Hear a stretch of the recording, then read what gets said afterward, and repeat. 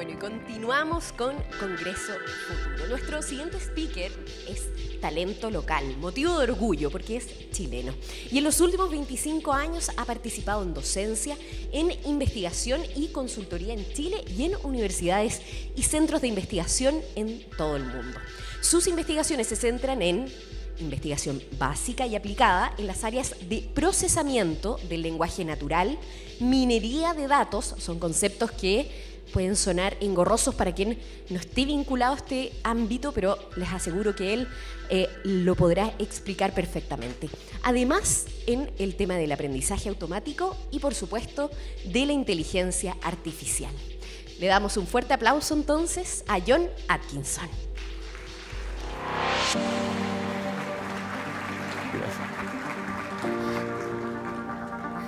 Buenas tardes a todos. Si hay un resumen que uno puede hacer toda esta jornada, es que hemos básicamente estado experimentando lo que ha pasado en los últimos 70 años del desarrollo de inteligencia artificial y lo que ha estado de alguna forma resumido en esto que llamamos la segunda revolución tecnológica. Entonces, obviamente, si uno quisiera sintetizar eso, nosotros podríamos decir que básicamente estamos parados, como muchos han dicho, estamos parados en el instante más importante de la humanidad, donde las máquinas, ¿cierto?, están haciendo las labores que son extremadamente complejas, que usualmente estaban atribuidas a los humanos, las están haciendo mucho mejor, ¿cierto? Y además nos están reemplazando en muchas actividades para mejor, en beneficio de la humanidad. Podemos discutir después todo lo que eso implica desde el punto de vista regulatorio, pero ese es el objetivo central. Sin embargo, quiero parar en un punto en particular, porque gran parte del éxito que tenga la inteligencia artificial en nuestras vidas va a depender de la forma como nos comunicamos con las máquinas. Y obviamente hay un desafío importante que se ha estado, yo diría, desarrollando desde los inicios de la inteligencia artificial, que es básicamente cómo nosotros nos comunicamos con las máquinas de tal forma de sacarle el mejor provecho. Y obviamente ese mejor provecho implica que la máquina nos ayuda a resolver un montón de problemas que usualmente no son tan triviales para nosotros.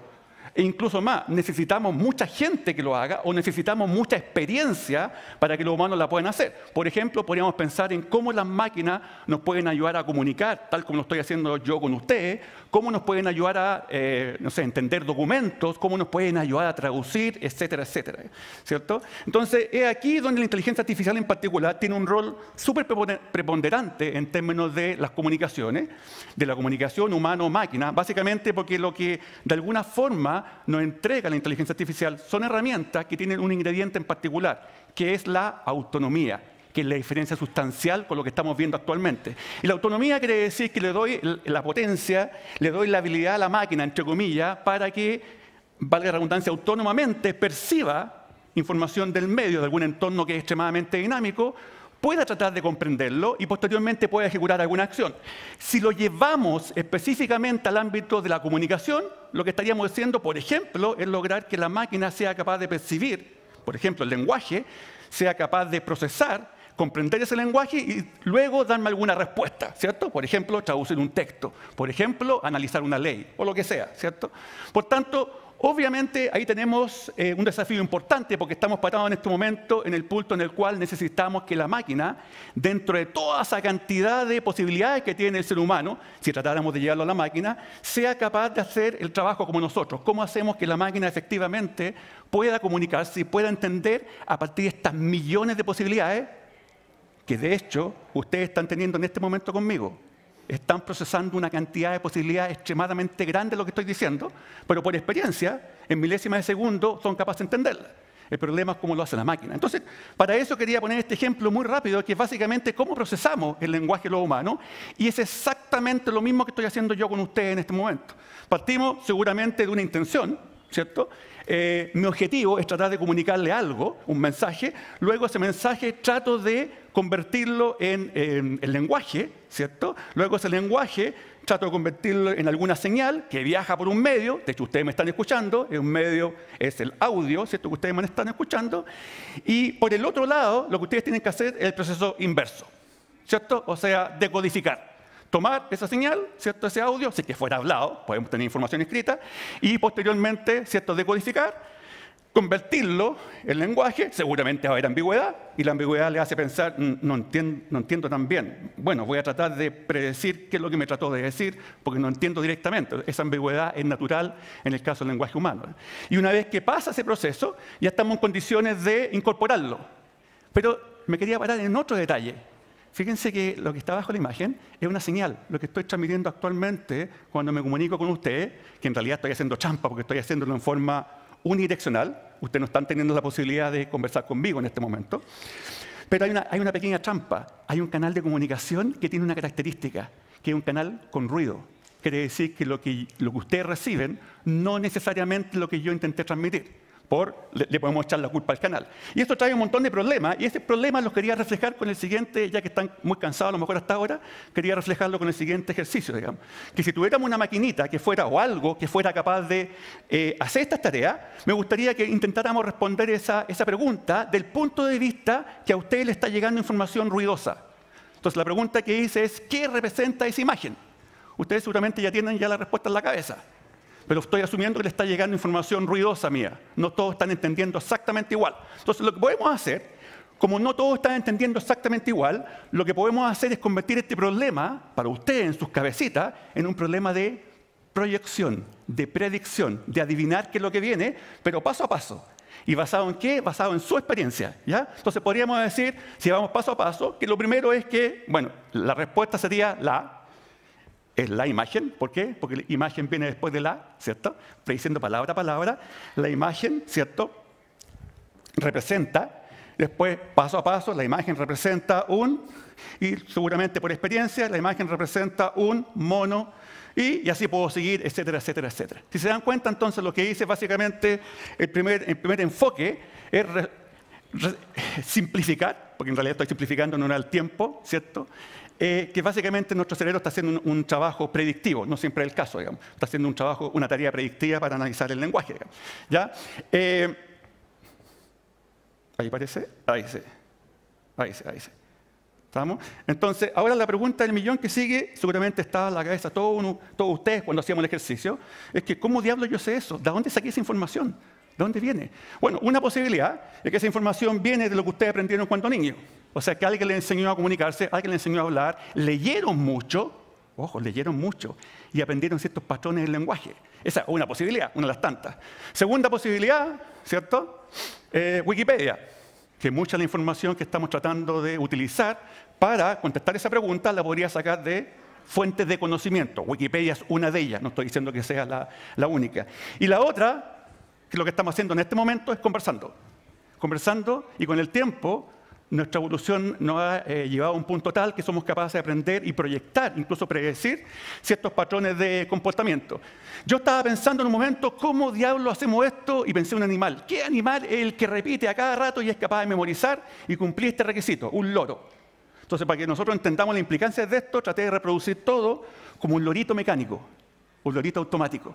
Entonces, la pregunta que viene a continuación es, ¿qué diablo requeriría este monito para que sea capaz de hacer exactamente lo mismo que nosotros hicimos antes? ¿Ya? Entonces, obviamente, para esto necesitamos que el lorito sea capaz de comprender palabra por palabra, tal como lo hicimos nosotros. Eso da lugar a un montón de aplicaciones del lorito. Traducción por computador, que responda una pregunta, que resuma un documento el lorito, o que sencillamente me entienda lo que estoy diciendo, ¿ya? Pero tiene que ser capaz, además, el lorito, aunque el lorito es muy básico y a veces puede ser muy, muy tonto, ser capaz de aprender y memorizar, ¿ya? Entonces, pero ahí nos encontramos con algunos problemas interesantes, ¿cierto? Y uno de los problemas que empieza a originar toda una batahola de consecuencias en el momento actual de la humanidad es que yo sepa, los computadores solamente entienden números, no entienden las palabras que estamos conversando, primero. Y segundo, es que además el computador tiene que tener la posibilidad equivalente al lorito, ¿cierto?, de repetir y recordar. Entonces, ¿cómo lo hacemos? Y como yo asumo también que... vamos a ver que pase la...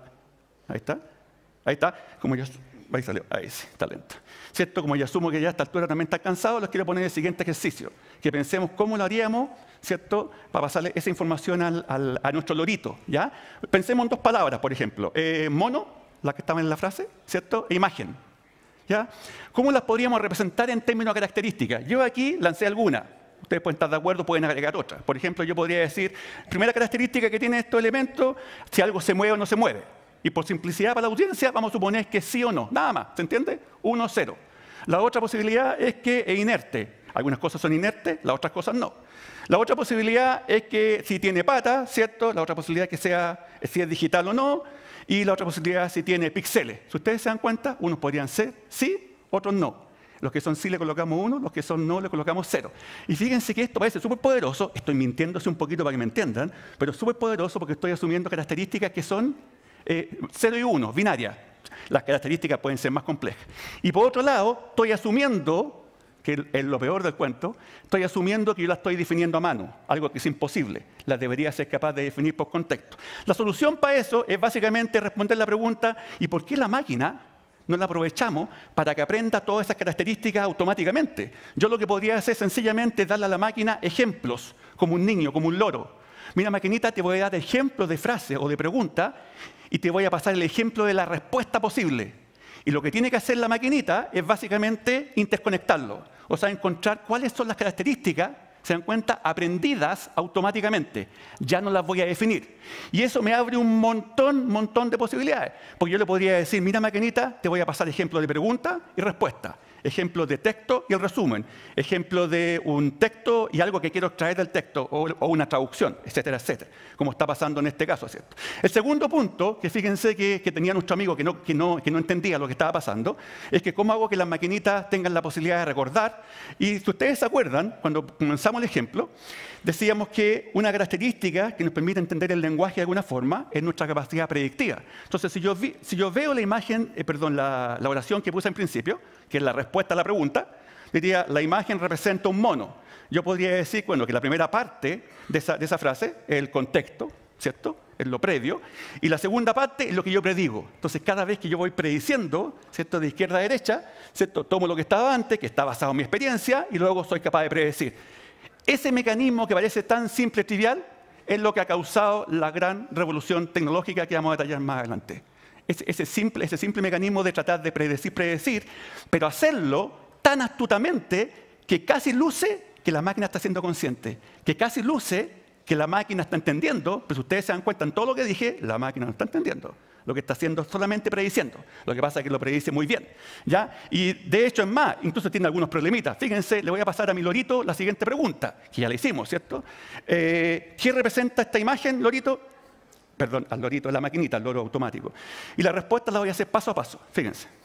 Que lo que empieza a aparecer, lo mismo que harían ustedes, ¿cierto? Esta imagen representa un mono bailarín que se descargó desde internet. ¿Ven algo extraño? Yo les voy a decir que es algo extraño. Fíjense, voy prediciendo desde lo último que está pasando hacia atrás. Pero fíjense algo raro. Si ustedes se fijan en la segunda línea, dice que se descargó de internet.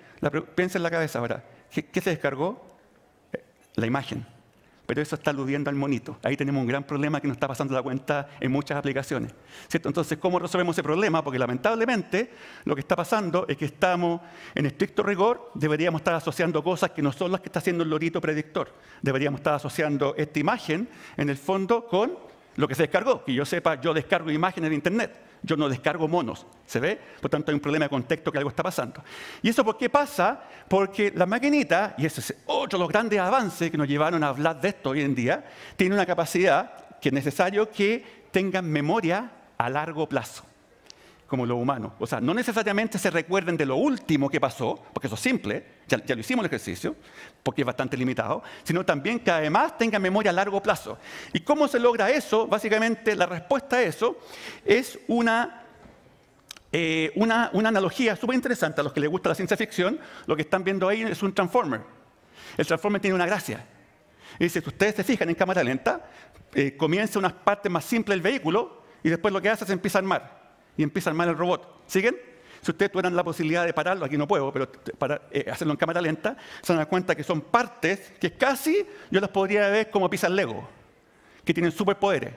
Piezas Lego que se empiezan a comunicar entre ellas y dicen, ya, yo te voy a pasar información de un lado para otro, conéctate, te voy a pasar información de un lado para otro, recuerda lo que hiciste antes, recuérdale, vamos, hasta que ensamblamos la pieza completa, digamos. ¿Ya? Eso básicamente, ¿y por qué llegué a esto? ¿Por qué llegué a esto? Porque básicamente esto es el corazón de la revolución tecnológica de este momento. todas las aplicaciones y toda la revuelta que pasó el 2023, en términos de IA, es gracias o es la culpa de esto que estoy mostrando en este momento, este mecanismo que lo hace, este mecanismo que es un transformador, un transformer que se llama en inglés, sacado de la misma analogía. ¿Qué es lo que hace? Básicamente le paso ejemplo de pregunta-respuesta, por ejemplo, ¿cierto?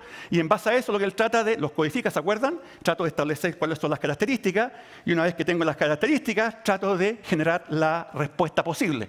Eso lo podría aplicar para pregunta-respuesta, eso lo podría aplicar para un diálogo, eso lo podría aplicar para traducción por computador, el problema que ustedes quieran, ¿ya? Entonces, de ese punto de vista, lo que empieza a pasar son cosas interesantes. ¿Cómo se hace eso? ¿Cierto? Sin entrar en muchos detalles. El truco, lo que está ahí, es básicamente un montón de circuitería. Hay muchos circuitos neuronales, como si fuera un humano, que básicamente lo que hace la maquinita tiene que aprender a hacer eso, porque no es mágico. Tiene que aprender y para eso hay un conjunto de circuitos neuronales que van operando y van aprendiendo. ¿Ya? Y esto ustedes imagínense que es un circuito de ampolleta. Entonces, lo que van haciendo la maquinita se tiene que ajustar en cómo diablos van prendiendo y apagando ampolletas de tal forma que calce con la salida, con la respuesta que yo quiero, depende cuál sea el problema.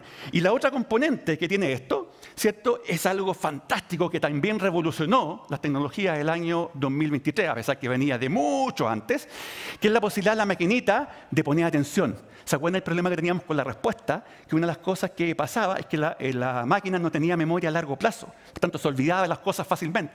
Y ese mecanismo es bastante antiguo, pero vino por ahí desde el 2017 en adelante, el mecanismo que básicamente trata de emular lo que hacen los humanos, que si ustedes se dan cuenta, cada vez que yo analizo una frase en un texto, lo que sea, que estoy traduciendo, básicamente me fijo en ciertas partes importantes. Entonces este mecanismo básicamente le permite saber a la máquina, ¿sabes qué? Cuando tú vayas a traducir o cuando vayas a responder una pregunta, fíjate en esto o en esto otro, porque el resto es irrelevante. Y eso, ¿cómo lo hago? Aprendiendo con el tiempo, ¿ya?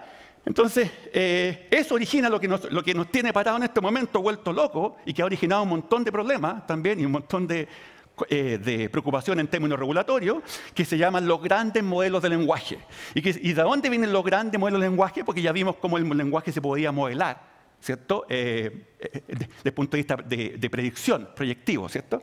¿De dónde vienen los grandes? Porque primero estamos usando muchos circuitos. Demasiados circuitos. Y aquí viene el interesante regulatorio. Oye, pero vamos a usar muchos circuitos, necesitamos máquinas súper poderosas que hagan eso. Sí. Y esas máquinas poderosas no las tiene cualquiera. No.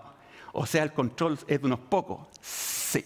Son de unos pocos que tienen el control para entrenar esas máquinas, lamentablemente. Se supone que se está trabajando en eso, pero ahí hay un tema futuro que hay que preocuparse, digamos.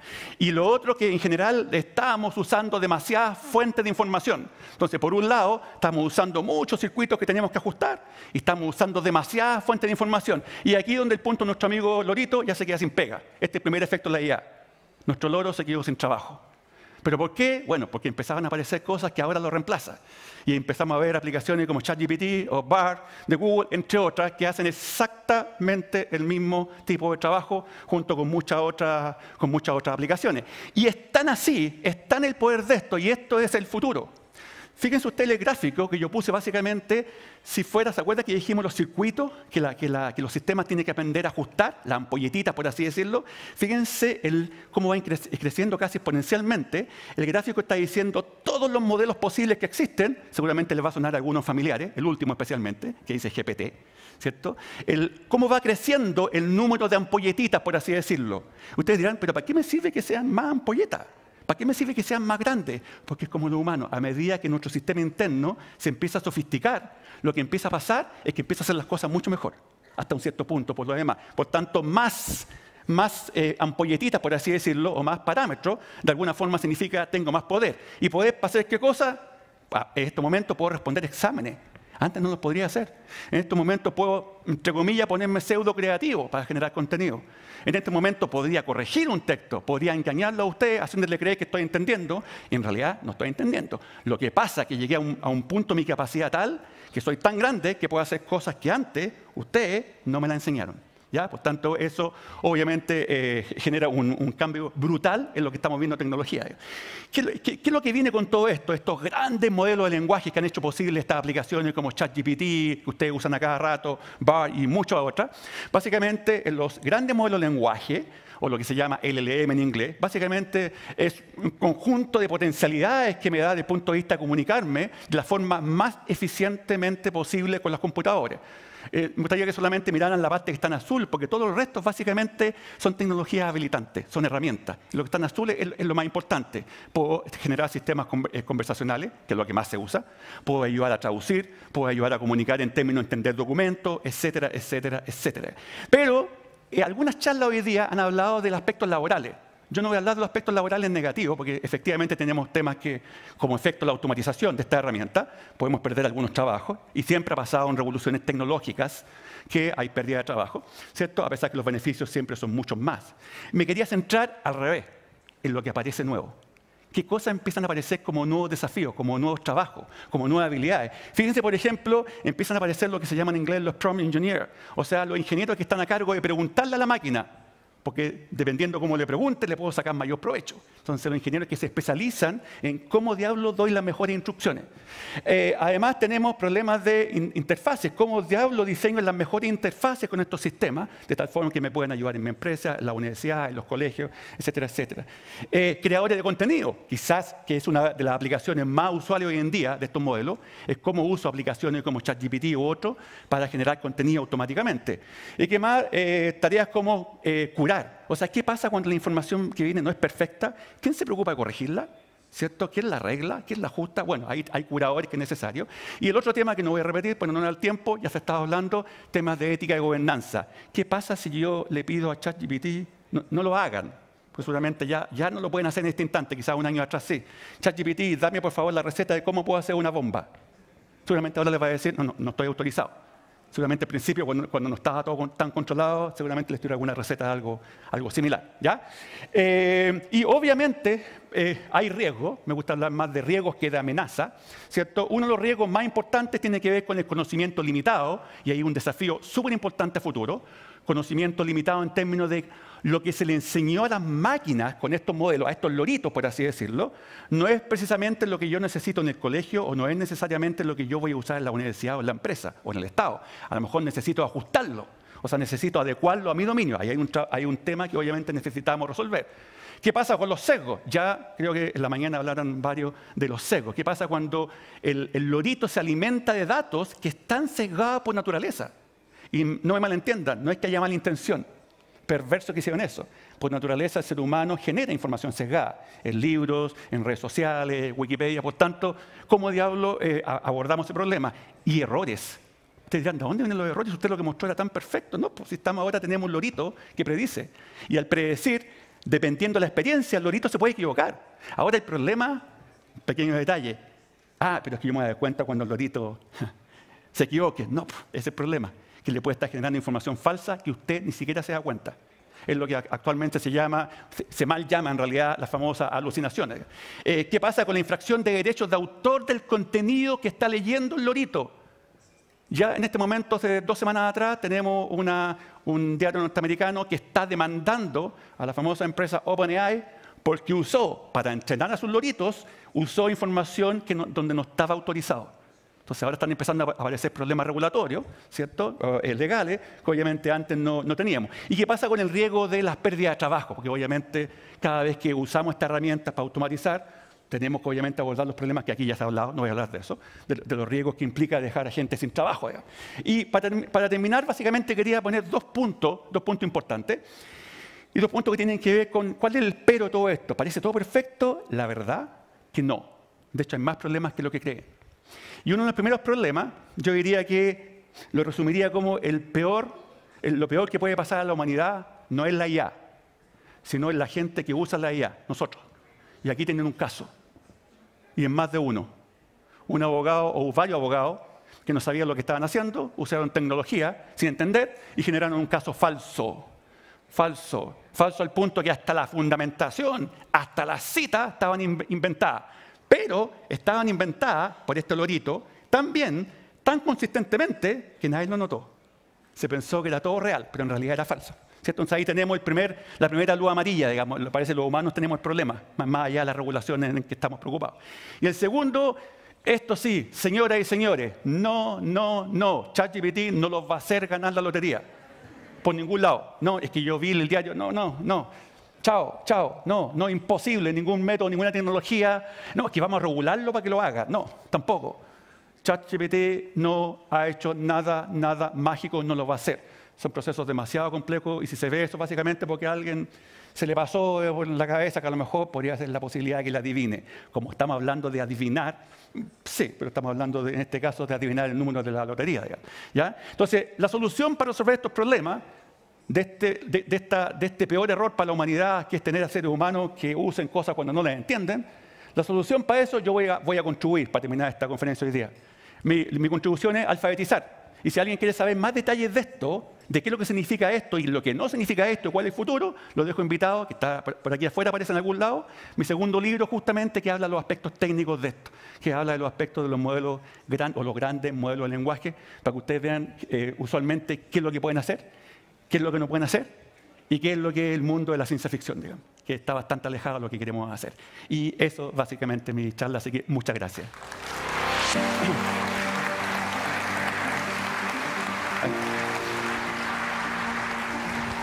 Muchas gracias, profesora. Profesor Atkinson, que muchas veces también con su claridad nos ha ayudado a nosotros en los medios de comunicación a bajar